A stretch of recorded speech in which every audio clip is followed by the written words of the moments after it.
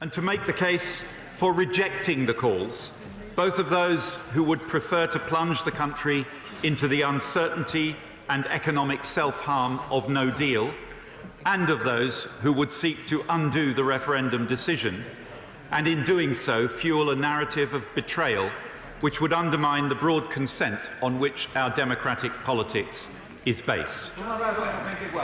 I give way to the honourable gentleman. Just a quick way. Recently, the Chancellor said that backing the Prime Minister's deal will be better for the country than remaining in the EU.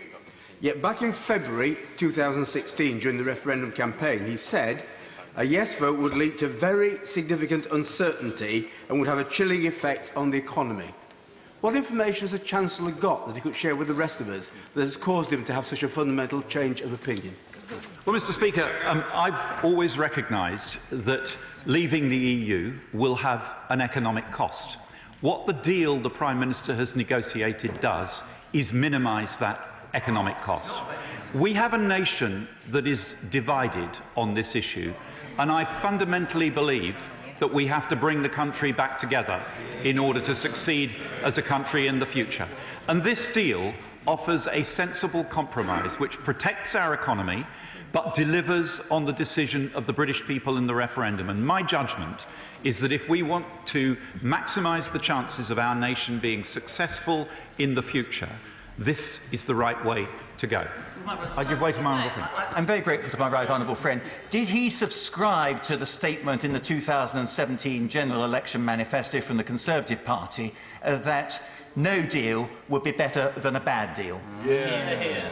Yes, Mr. Speaker, and as I've said in this House many times, at the beginning of this process, there were people inside the European Union who were contemplating a punishment deal for the United Kingdom, a deal designed to punish us for having the audacity to decide to leave the European Union. Clearly, we could not have accepted such terms for our departure. I'll give way one more time to my honourable friend and I'll make a little progress. I'm very grateful, thank you. The Chancellor mentioned at the beginning of his speech no deal. I wonder if he could explain what no deal is, because my understanding is that the rest of the world trades on WTO rules with independent free trade agreement. So there isn't actually any such thing as no deal, is there? Because everybody, if we did leave, and I don't buy the language crashing out, we would trade on WTO rules. That's not no deal, surely. Yes, Mr. Speaker, it is no deal, and as I shall say later on in my speech, if we did leave the European Union without a deal, we would actually be the only advanced economy in the world trading with the European Union on pure WTO terms, with no facilitation agreements whatsoever. And in my view, that would be a very, very bad outcome for the United Kingdom. I'll give way to the right honourable gentleman, and then I will make some progress. Grateful to him for giving way, and I agree with him that there will inevitably be an economic penalty from leaving the EU. Does he agree that having to comply with lots of rules set by the EU over which we will no longer have any say, which will be the position under the withdrawal agreement, that is part of the economic penalty that we will suffer? Mr. Speaker, it depends very much on what those rules are. The rules around the goods acquis, the part of EU regulation that deals with goods, are very stable and have been for many, many years. We know that our manufacturers in this country will continue to follow EU rules on goods, whether we choose to adopt those rules or not. So I think the economic price of having such rules would be very small. In other areas, for example in financial services, where rules are changing very rapidly, where there's a great dynamism in the system, there could be much greater dangers for us in being locked in to following rules over which we had no influence. And that's why the deal that we're putting before the House proposes a very different way forward for goods than it does for services, and particularly financial services. Mr. Speaker, I have observed this process at close quarters for 2.5 years, and I'm absolutely clear about one thing. This deal is the best deal to exit the EU that is available or that is going to be available. The idea that there is an option of renegotiating at the 11th hour is simply a delusion. We need to be honest with ourselves. The alternatives to this deal are no deal or no Brexit. Either will leave us a fractured society and a divided nation. Only the compromise of this negotiated deal, delivering on the referendum result by leaving the EU, ending free movement of people and reasserting our sovereign control over our laws, while at the same time maintaining the closest possible trade, security and cultural links with the European Union to protect our jobs, our living standards and our values. Only that compromise can allow our country to move on. Only that compromise can bring us back together after Brexit is delivered.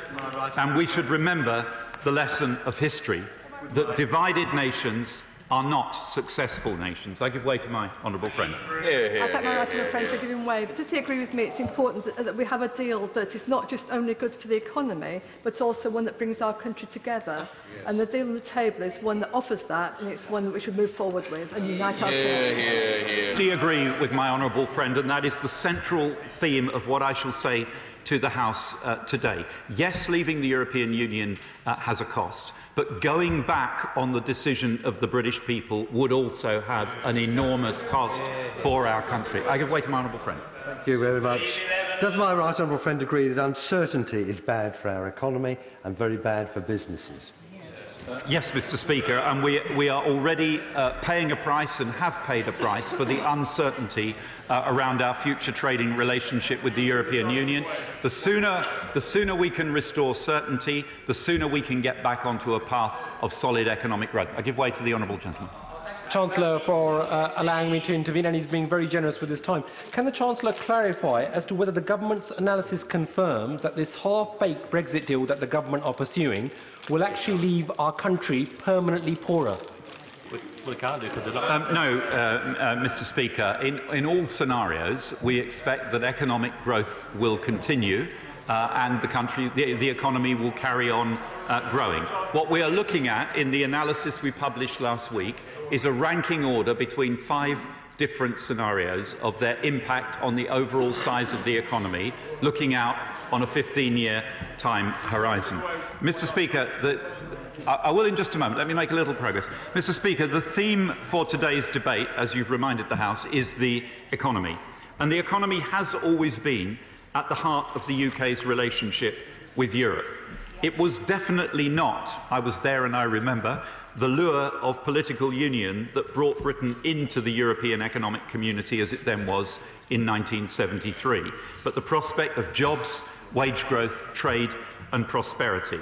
And for most of us who campaigned 43 years later to remain in the EU in 2016, it was certainly not the political institutions and the paraphernalia of the Union that provided the motivation to do so, but a hard-nosed appraisal of our economic interests. The fact is, our economic and trading relationship with the EU has been built over 45 years, and during that time, our economies have shaped themselves around each other and become inextricably intertwined. Supply chains crisscross borders, workforces draw on talent from across the continent. A firm in Birmingham can deal with a customer in Berlin as easily as one in Bradford. So much so that almost 65% of all UK trade is now with the EU or through EU trade agreements. These trading relationships and commercial partnerships were not built overnight, but in a no-deal exit, many of them would be destroyed overnight as the market access and free-flowing borders on which they are based were lost. And while new trade partnerships with countries outside the EU undoubtedly offer new and exciting opportunities for UK companies, the analysis the government published last week is clear that the benefits flowing from new FTAs would not compensate for the loss of EU trade from a no-deal exit. I give way to my honourable friend. To the Chancellor. On Tuesday, the House of Commons Library wrote to me to say that the backstop comes into force automatically if the withdrawal agreement is signed at the end of the transition period.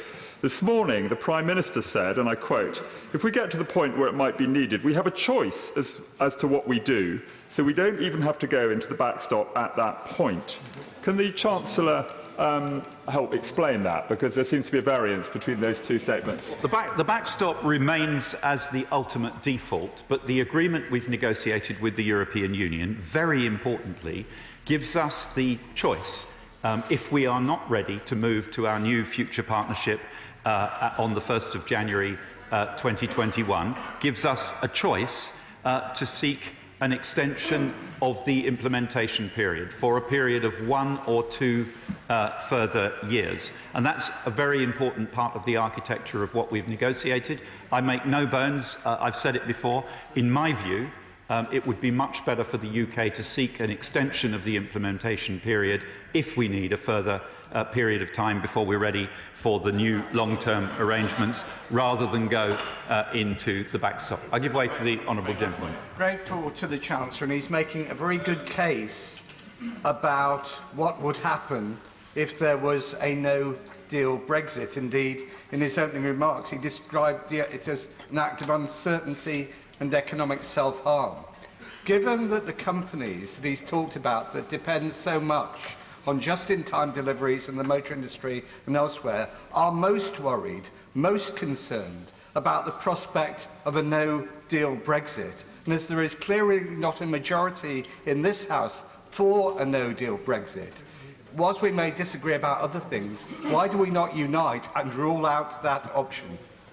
And the way to do that, Mr. Speaker, is to support the proposal that the Prime Minister has presented to the House, which represents a compromise, ensuring that we leave the EU, that we respect the referendum decision of the British people, but we do so in a way that is designed to minimise any negative impact on our economy and maximise the opportunities for this country in the future. I give way to my honourable friend. I thank my right honourable friend for giving way. He's been very generous.